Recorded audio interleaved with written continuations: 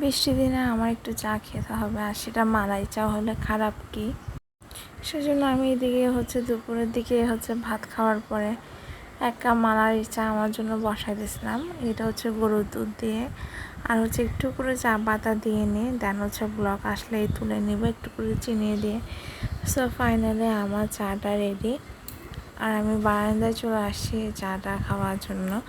আর উপরে একটু করে ছানা দিয়ে নিয়েছিলাম, কারণ আমি তো এখানে সর বসাইতে পারিনি, যার কারণে একটু ছানা দিয়ে নিয়েছিলাম। দেন চলে আসছি রান্না করতে। আজকে রান্না করব একটু সবজি ভাজি করব। এই সবজি সবগুলো আমার ঘরে নষ্ট হয়ে যাচ্ছিল, কারণ সবজি তেমন একটা খাওয়া হয় না, যার কারণে সবজিগুলো ভাজি করব। আমি প্রথমে কিন্তু তেলের মধ্যে 5 ফোড়ন দিয়ে নিয়েছি, যেটা স্কিপ করা হয়েছে। তো আপনারাও এইভাবে করে 5 ফোড়ন দিয়ে এইভাবে করে ভাজি করে ফেলবেন, যেগুলো সবজি নষ্ট হচ্ছে। এটা খেতে কিন্তু অনেক ভালো লাগে, আর যারা সবজি খায় না ওরাও এটা পছন্দ করে। দেন একটু করে ভাজার পরে আবার একটু হলুদ দিয়ে নাড়াচাড়া করে নিচ্ছিলাম। দেন আপনাদের ইচ্ছে অনুযায়ী একটু করে ঢাকনি বসাই দিতে পারেন, যাতে করে সবজিগুলো তাড়াতাড়ি মজে যায়। দেন আমি দিয়ে দিচ্ছিলাম তেজপাতা দিলে কেন যায় না একটা সুন্দর স্মেল বের হয়।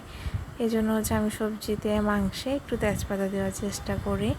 ফাইনালি আমার সবজিটা রেডি। কেমন হয়েছে সবাই আমাকে কমেন্ট বক্সে কমেন্ট করে জানাবেন। আজকে এতটুকু, সবাই ভালো থাকবেন।